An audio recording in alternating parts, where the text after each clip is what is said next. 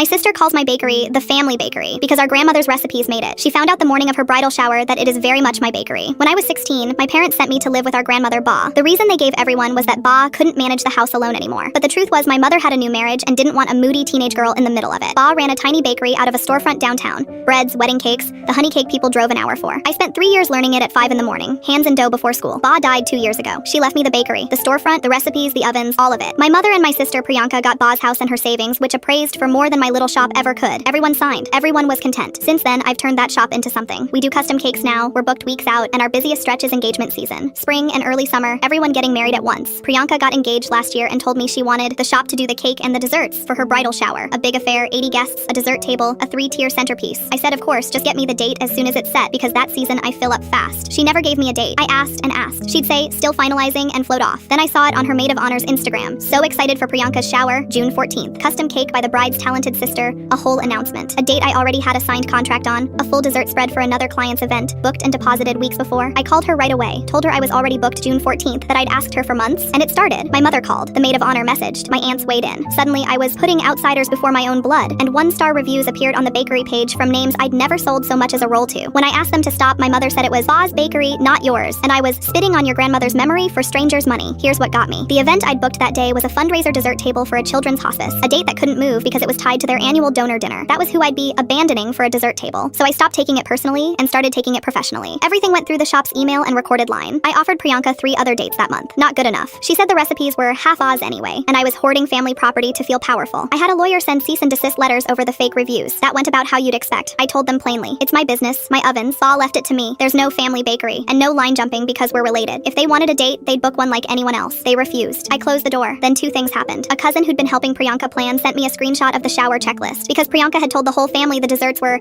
handled, my sister's doing everything, don't worry about it. She'd been saying it for months. It was never booked. Not a date, not a deposit, not an email, nothing. So I sent one message to the maid of honor, who'd added me to the planning group thread back in the winter. Please note, no order has been placed for June 14th. Nothing was ever reserved. You'll want to arrange desserts elsewhere. The maid of honor called me within the hour. She wasn't angry, she was quiet. She asked if I was serious that nothing had ever been ordered. I said yes, and that I'd asked Priyanka for a date since last fall in writing, and had all of it saved. She said Priyanka had told everyone she had the bakery locked up, and that nobody needed to look into other options. Then she said, she's known the date since November. Priyanka called that night, not screaming for once. She said she'd made me look bad and apologized, which she has genuinely never done, and then said her fiance's mother was asking a lot of questions about what else was actually handled. I told her I'd still do it. I offered the next open date, at cost, the honey cake included. She said she needed to sort some things out first. The hospice fundraiser went ahead on June 14th. We raised the dessert table's cost back 3 times over in donations, and a mother whose daughter was there hugged me by the empty trays and couldn't speak. Family matters. So does keeping your word.